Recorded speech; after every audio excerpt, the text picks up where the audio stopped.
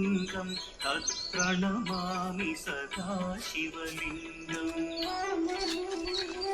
देवमुनिप्रवरार्चितलिङ्गं कामदहन करुणाकरलिङ्गम्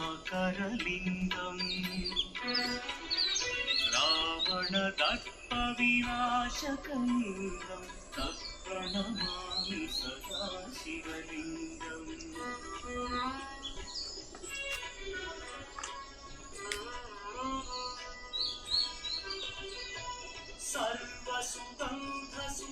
सर्वसुगन्धसुलेपितलिङ्गं बुद्धिविवर्धनकारणलिङ्गं चित्रसुखासुरवन्दितलिङ्गं तत्प्रणमामि सदा शिवलिङ्गं कनकमहामणिभूषितलिङ्गं हनुमतिदेष्टितशोभितलिङ्गम्